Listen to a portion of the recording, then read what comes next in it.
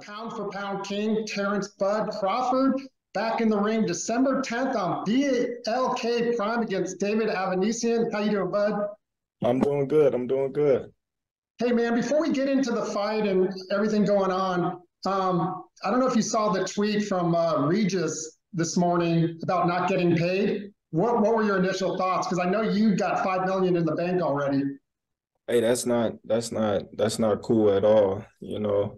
Uh, he go out there and do his job and don't get paid. It's kind of disappointing. For whoever was behind making sure he get paid. Didn't make sure that the check cleared. Yeah, and you're good though going into your fight coming up. You've already got money in the bank. Oh, of course, of course. Good deal. Well, let's talk about your fight. Obviously, the mega fight that everybody in the boxing world, fell apart, I guess, maybe at the last minute, but we're not here to talk about that. You got a guy ranked number 6, WBO, David Avanesyan. I talked to him the other day. His confidence is riding sky high. You're his money fight. How do you stay motivated for a guy who's essentially a lesser known opponent?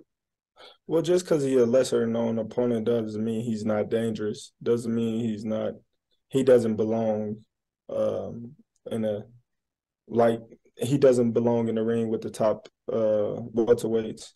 So I don't look at just because he don't have a big name as in if he's not dangerous. I know he's dangerous. I know he got skills. I know, he's coming to take my head off. He's coming to dethrone me.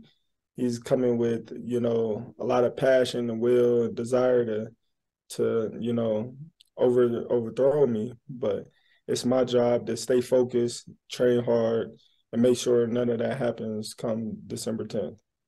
Now, obviously, he's been in the ring, this, with Sugar Shane Mosley, Hall of Famer, Lamont Peterson, and a like opponent in Mean Machine. So what have you seen about him that may pose a threat? Well, pretty much nothing really. He can box. He's strong. He's durable. He can counter. So, it may be a chess match or it may be a slugfest, but at the same time, we prepare for whatever he brings in to come to December 10th. We prepare for it all. So we know what he's capable of, and we're gonna, exploit his things that he does wrong in there. Last time I saw you in Dallas, it was before one of the Virgil Ortiz fights over the summer, and you were at the UFC fight with Pena and Nunes, and we talked about that a little bit. Obviously, you're a big fan of the sport, and now you've got one of the MMA legends, Chris Cyborg, as your co-main. How did that come about? Oh man, so she was gonna fight on the undercard, and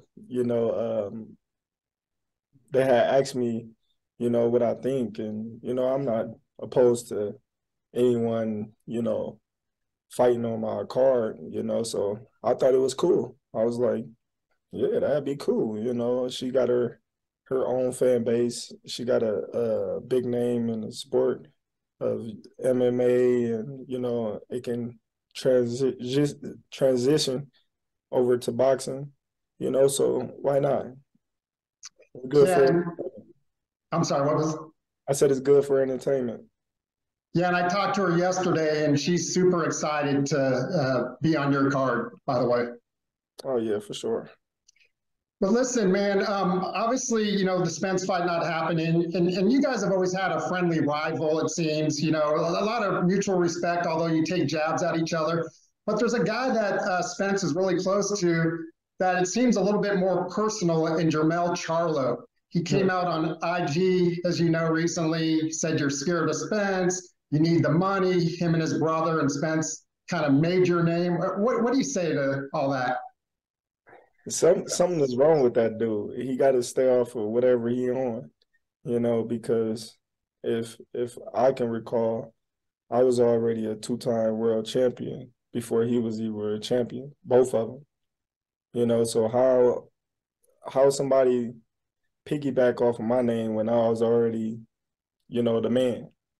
I don't understand that. I was already on the pound for pound list. I was already, you know, in talks to, being the next best thing since Mayweather retired. So I don't understand. I ain't never heard of his name being in the talks of any of that sort of anything. So how can I, you know, be piggybacking off of him and his brother name when I've accomplished way more than them in the sport of boxing? That don't even make sense. Now, you have stated, I've heard that you feel like, and I know you would want him if that Spencer, fight occurred right after you told me that over the summer. How badly would you like to get in the ring with him and, shut him up, so to speak, and take his belts? I already said it. I would love to get in the ring and shut him up, because only thing he gonna do is cry afterwards. You know, that's all he do is run around yelling, angry, and mad at himself. But at the end of the day, my main focus is on David right now. So I really don't care what, anybody else had to say to me right about now. Now, obviously the Spence, may get looked at again after this fight. I know you've stated that publicly or on some different shows, but there's a guy here in Fort Worth, as you know, you've been to his fights, itching to get in the ring with you. I know you're not scared. You're not scared of King Kong. You're not scared of anybody in Virgil Ortiz Jr. How possible is that fight if the Spence fight perhaps gets delayed again? Oh, it's very possible. He's the number one contender. He's my mandatory. So of course that's a very likable and possible fight to be made as well. Is there a reason why David was chosen before Virgil, to your point that he was number one in your weight class? I have no idea. The names just came across the table and I just said yes to it. Now, listen, man, I know you got your boxing academy up in Omaha, and one of these days I want to get out there and visit it. And you're such a mentor for a lot of these young guys and even older guys like Steven Nelson. I've had some talks with him, and I know you guys go way back, et cetera. But Shakur Stevenson and Keyshawn are two guys that you've really taken under your wing. What is it about those guys that just kind of bring it out of you, just in the ring and out of the ring?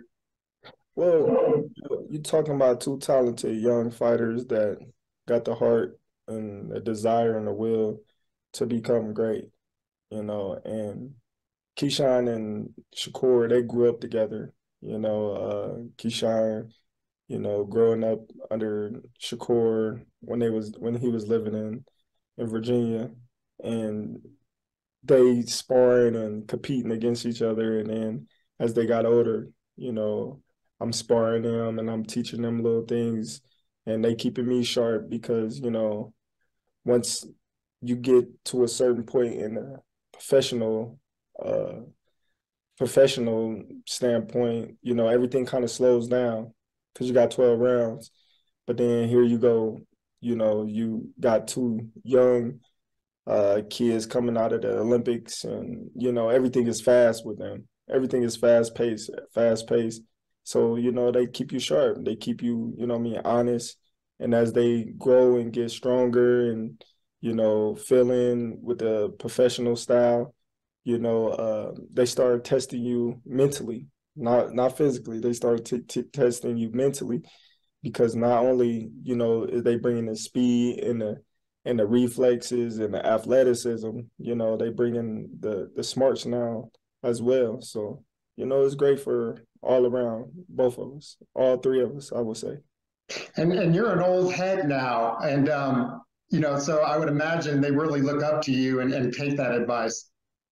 Oh, of course, I'm a student as well, so you got to take it in, give it. Sometimes they give me advice. Sometimes they'll see something that I'm not doing and they'll shout out, hey, what you doing? Let's tighten up. So Iron sharpens iron. You said that Shakur is the next pound for pound great in boxing, and he actually does some things better than you at this stage. Can you elaborate on what those things might be? Oh, of course. I feel like Shakur, you know, his reflexes, his boxing ability, is on a whole another level. You know, I feel like, you know, his mental, him outthinking the opponent is on another level. So I just think that's going to take him to the next level, and ain't nobody going to beat him for, you know, years to come, if not ever. So between 135, 140 right now, in your view, he's the guy to beat. Oh, of course. Of course.